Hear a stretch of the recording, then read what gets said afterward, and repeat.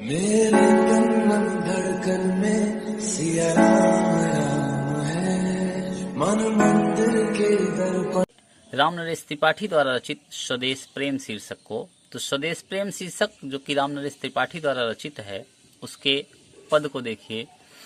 अतुलनीय जिनके प्रताप का साक्षी है प्रत्यक्ष दिवाकर, घूम घूम कर देख चुका है जिनकी निर्मल कीर्ति निशाकर। देख चुके हैं जिनका वैभव ये नभ के अनंत तारागण, अगणित बार सुन चुका है नभ जिनका विजय घोष रण गर्जन। तो कह रहे हैं कि अतुलनीय, अतुलनीय अर्थात जिसकी तुलना ना की जा सके, ऐसा जो है जिनके प्रताप का, जिसके वैभव का ऐसा देश, जिसके या ऐसा अतुल्य देश जिसके गौरव का साक्षी स्वयं प्रत्यक्ष दिवाकर, दिवाकर माने सूर्य, जिनका साक्षी स्वयं सूर्य है। कह रहे घूम घूम कर देख चुका है जिनकी निर्मल कीर्ति, निशाकर, निशाकर माने होता है चंद्रमा और कीर्ति माने यश, निर्मल माने स्वच्छ। कह रहे हैं कि स्वच्छ, जिसके स्वच्छ निर्मल यश को चंद्रमा जो है घूम घूम करके देख चुका है, और कह रहे हैं कि जिनके वैभव देख चुका है, चुके हैं जिनका वैभव ये नभ के अनंत तारागण, इस आकाश के अनंत जो तारे हैं जिनके वैभव को देख चुके हैं, और कह रहे हैं कि अगणित बार सुन चुका है नभ जिनका विजय घोष रण गर्जन, जिसकी विजय पताका, जिसकी गर्जना को जो है यह आकाश अनगिनत बार, अगणित माने अनगिनत बार सुना चुका है। कह रहे हैं कि ऐसा अतुल्य भारत, कह रहे हैं कि जिसके ऐसा गौरवशाली भारत जिसके प्रताप का साक्षी स्वयं सूर्य है, और जिनकी निर्मल यश धारा को चंद्रमा जो है घूम घूम कर देख चुका है, और जिनके वैभव को इस आकाश के अनंत तारेगण देख चुके हैं, और जिसकी विजय घोष की गर्जना को जो है यह आकाश अनगिनत बार सुना चुका है, ऐसा भारत देश। तो दूसरा पद देखिए। शोभित है सर्वोच्च मुकुट से जिनके दिव्य देश का मस्तक, गूंज रही हैं सकल दिशाएं जिनके जय गीतों से अब तक, जिनकी महिमा का है अविरल साक्षी सत्य रूप हिमगिरिवर, उतरा करते थे विमान दल जिसके विस्तृत वक्ष स्थल पर। तो कह रहे हैं कि शोभित है सर्वोच्च मुकुट से जिनके दिव्य देश का मस्तक, जिस देश का मस्तक जो है शोभित माने सुशोभित हो रहा है, सर्वोच्च माने सबसे ऊंचा, और मुकुट जो सबसे ऊंचा मुकुट अर्थात हिमालय पर्वत। कह रहे हैं जिस देश का मस्तक जो है विश्व के सबसे ऊंचे मुकुट अर्थात हिमालय पर्वत से सुशोभित है, और कह रहे गूंज रही हैं सकल दिशाएं, और जिनके जय गीतों से अब तक, जिनके जय जयकार के गीतों से गीत आज भी हर दिशाओं में गूंज रही हैं, और कह रहे जिनकी महिमा का है अविरल साक्षी सत्य रूप हिमगिरिवर, जिसकी महिमा का, जिसकी सत्यता का जो है साक्षी जो है यह हिमालय पर्वत है, जिनकी महिमा निरंतर गा रहा है, और उतरा करते थे विमान दल जिनके विस्तृत वक्षस्थल पर। कह रहे ऐसा भारत देश जिनके बहुत बड़े विशाल हृदय पर जो है अनेक देवताओं के विमान उतरा करते थे, ऐसा अतुल्य भारत। कह रहे हैं कि ऐसा देश, जिस देश का मस्तक विश्व के सर्वोच्च शिखर हिमालय पर्वत से के मुकुट से सुशोभित है, और कह रहे हैं कि जिनके जय गीत आज भी जो है हर दिशाओं में गूंज रही हैं, और जिसकी महिमा निरंतर तथा उसके सत्य का साक्षी स्वयं हिमालय पर्वत है। कह रहे हैं जिनके वक्ष स्थल पर देवताओं के जो है विमान उतरा करते हैं, ऐसा भारत देश। तो तीसरा पद देखिए। सागर निज छाती पर जिनके अगणित अरणव तोप पोत उठाकर पहुँचाया करता था प्रमुदित भूमंडल के सकल तटों पर। नदियां जिसकी यशधारा सी बहती हैं अब भी निशिवासर, ढूंढो उनके चरण चिन्ह भी पाओगे तुम इनके तट पर। कह रहे हैं कि सागर निज छाती पर जिनके, सागर निज माने अपनी, छाती माने हृदय। कह रहे हैं कि सागर अपने हृदय पर अगणित मतलब अनगिनत जो है, अरणों माने समुद्र। कह रहे हैं कि तोप अर्थात जो नाव हैं, समुद्री जो नाव हैं, उनको उठा उठा करके सागर स्वयं क्या करता है, पहुंचाया करता है। प्रमुदित, प्रमुदित माने प्रसन्न होकर के पहुंचाता है। कहाँ करे, भूमंडल के सकल तटों पर। पृथ्वी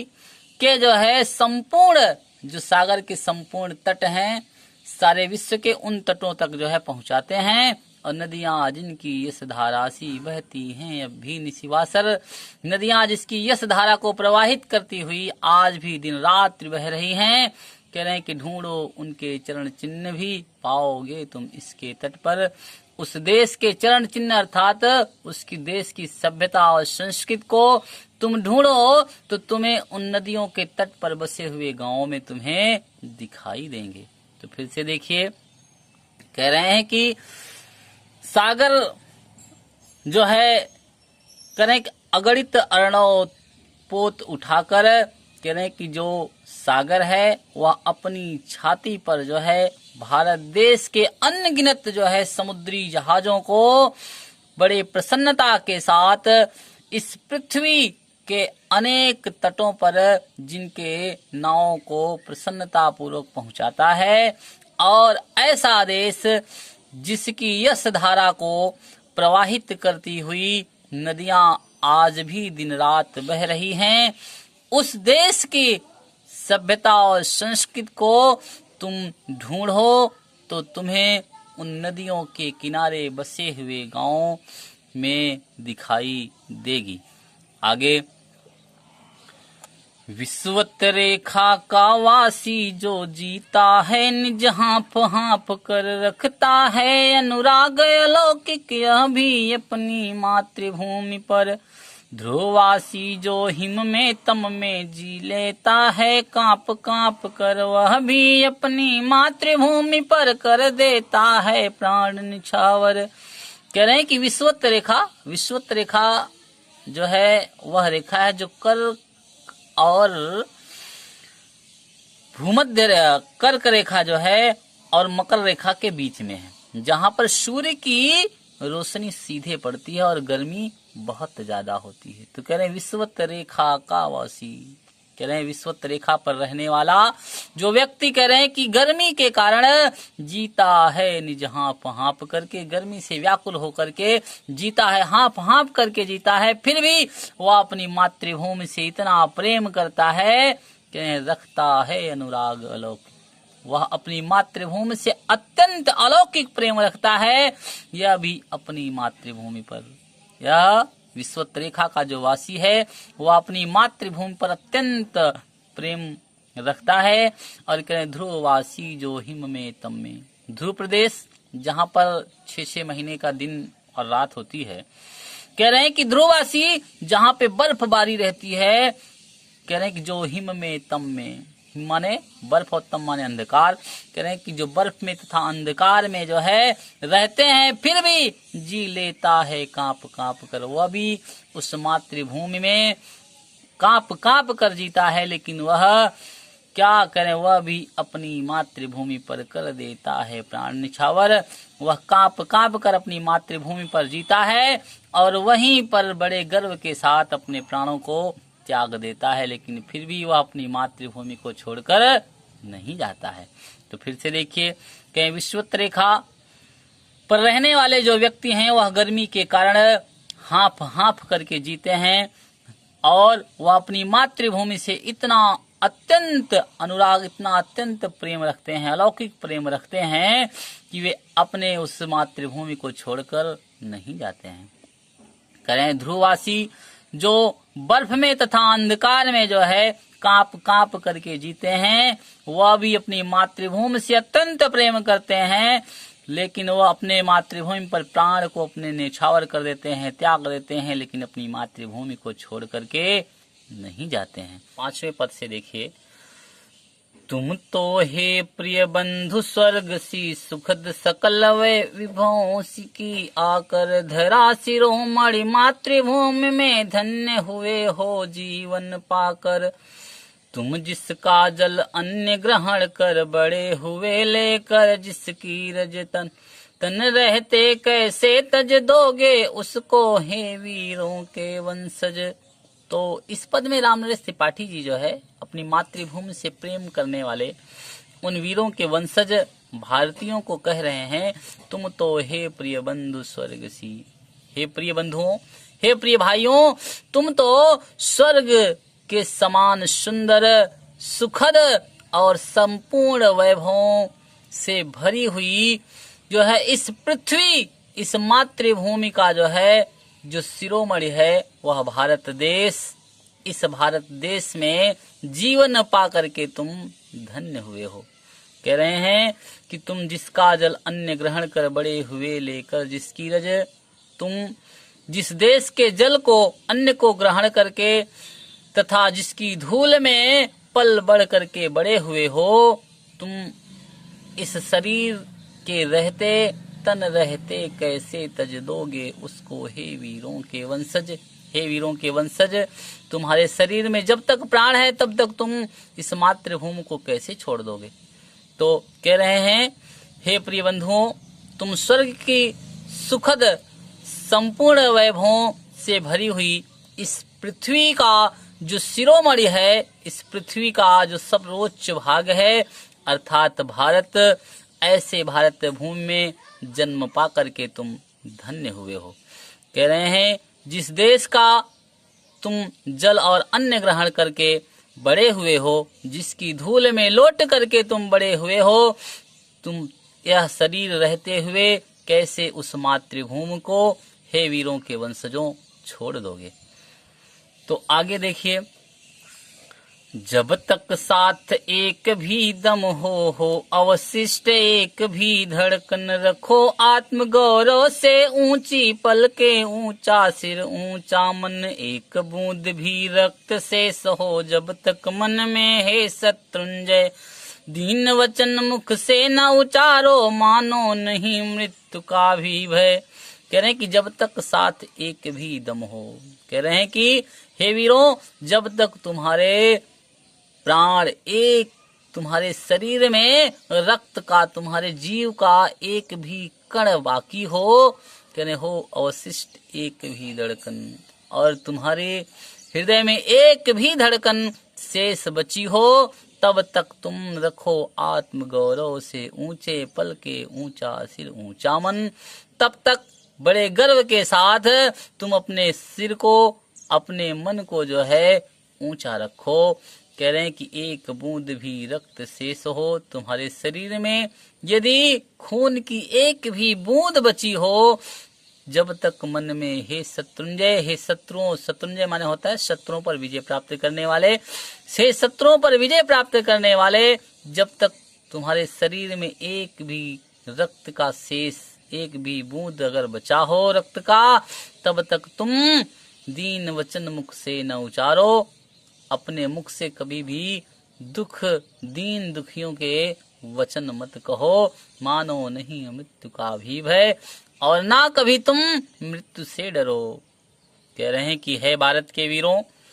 जब तक तुम्हारे दम में एक भी दम हो और तुम्हारी धड़कनों में एक भी धड़कन शेष बची हो, तब तक तुम बड़े गर्व के साथ अपने सिर को, अपने मन को ऊंचा रखो, क्योंकि तुम भारत जैसी मातृभूमि में जन्म लिए हो। और यदि तुम्हारे शरीर में रक्त की एक भी बूंद बाकी हो, तो ये शत्रुओं पर विजय प्राप्त करने वाले, तुम अपने मुख से दीन वचन मत कहो, दुखी मत हो, और ना कभी तुम मृत्यु का भी, ना ही मृत्यु का भय मानो, ना तुम मृत्यु से कभी डरो। आगे है, निर्भय स्वागत करो मृत्यु का, मृत्यु एक विश्राम, मित्र एक है विश्राम स्थल। जीव जहाँ से फिर चलता है, धारण कर नव जीवन संबल। मृत्यु एक सरिता है जिसमें श्रम में कातर, जीव नहा कर फिर नूतन धारण करता है, काया रूपी वस्त्र बहाकर। तो कह रहे हैं कि हे वीरों, निर्भय स्वागत करो मृत्यु का। यदि तुम्हें मृत्यु भी मिल जाए अपनी मातृभूमि से प्रेम करने में, अपनी मातृभूमि पर तुम्हें प्राण भी देने पड़े, तो भी तुम डरो मत। निर्भय, निर्भय माने बिना डरे हुए, बिना डरे हुए तुम मृत्यु का स्वागत करो, क्योंकि मृत्यु जो है एक विश्राम स्थल है, जहां पर मनुष्य आकर के शांति महसूस करता है, एकदम जहां पे थकावट अपनी दूर कर लेता है। और कह रहे हैं क्या, जीव जहां से फिर चलता है, धारण कर नव जीवन संबल। जीवन संबल माने आधार। कह रहे हैं कि मृत्यु एक विश्राम स्थल है, जहां पर मनुष्य फिर से जो है कुछ देर आराम करके, जीवन को एक नया आधार प्राप्त करके फिर से जहां से मनुष्य चलता है। और क्या, मृत्यु एक सरिता है जिसमें, हे वीरों, मृत्यु जो है एक ऐसी सरिता माने नदी, एक ऐसी नदी है जहां पर श्रम माने होता है थकावट। कह रहे हैं कि जहां पर परिश्रम से थके हुए जीव जो है नहाकर, जिस नदी में परिश्रम से थके हुए जीव स्नान करके फिर नूतन धारण करता है, काया रूपी वस्त्र बहा करके, इस शरीर रूपी वस्त्र को फेंक करके फिर से एक नया रूप धारण करता है। तो कह रहे हैं कि ए वीरों, तुम बिना डरे हुए मृत्यु का स्वागत करो, क्योंकि मृत्यु तो एक विश्राम स्थल है, जहां पर जीव फिर से जो है अपने जीवन का एक नया आधार प्राप्त करके चलता है।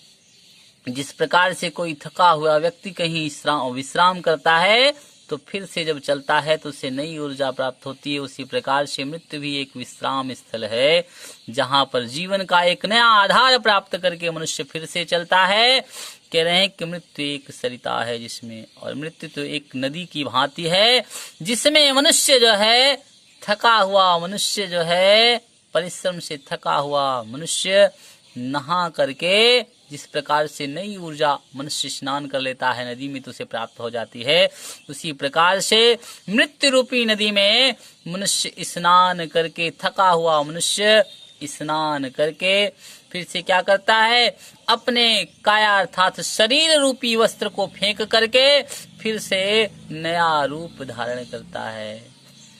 अंतिम पद है, सच्चा प्रेम वही है जिसकी तृप्ति आत्मबल पर हो निर्भर, त्याग बिना निष्प्राण प्रेम है, करो प्रेम पर प्राण निछावर। देश प्रेम वह पुण्य क्षेत्र है, अमल असीम त्याग से विलसित, आत्मा के विकास से जिसमें मनुष्यता होती है विकसित। कह रहे सच्चा प्रेम वही है जिसकी तृप्ति आत्मबल पर हो निर्भर। कह रहे हैं कि सच्चा प्रेम वही है, सच्चा प्रेम जहां पर आत्म बलिदान होता है, जो है जिसकी तृप्ति किस पर निर्भर होती है, आत्म बलि पर। तो सच्चा प्रेम वह है जिसका तृप्ति माने होता है संतोष, जिसका संतोष आत्म बलिदान पर निर्भर होता है। क्योंकि कह रहे हैं कि त्याग बिना निष्प्राण प्रेम है, जहां पर त्याग नहीं है वहां पर प्रेम निष्प्राण है, उसमें प्राण नहीं रहता है जब तक त्याग ना हो। और करें करो प्रेम पर प्राण निछावर, अपनी मातृभूमि से इस प्रकार से प्रेम करो कि तुम्हें अपने प्राण भी देने पड़े तो तुम दे दो, अपने प्राणों को अपनी मातृभूमि पर निछावर कर दो। क्योंकि देश प्रेम वह पुण्य क्षेत्र है,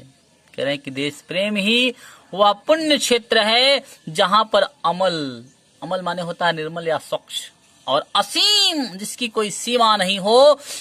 जिसकी कोई सीमा नहीं हो, ऐसा त्याग सुशोभित होता है, विलसित यानी सुशोभित होता है कह रहे आत्मा के विकास में, जिसमें आत्मा का विकास होता है और जिससे मनुष्यता विकसित होती है। कह रहे हैं कि देश प्रेम ही वह क्षेत्र है जो निर्मल, स्वच्छ और असीम त्याग से सुशोभित है, जहां पर आत्मा विकसित होती है और आत्मा से मनुष्यता भी विकसित होती है। कह रहे हैं कि सच्चा प्रेम वही प्रेम है जिसका संतोष आत्म बलिदान पर निर्भर होता है, जो आत्म बलिदान पर निर्भर होता है, और बिना त्याग के प्रेम निष्प्राण हो जाता है, उसमें प्राण नहीं रह जाते हैं। इसलिए ऐ वीरों, अपने मातृभूमि से प्रेम करो और जरूरत पड़े तो उस पर अपने प्राणों को निछावर कर दो। और क्योंकि देश प्रेम ही वह पुण्य क्षेत्र है जहां पर निर्मल और असीम त्याग, जो असीम त्याग से सुशोभित है, जिसमें आत्मा का विकास होता है और मनुष्यता विकसित होती है।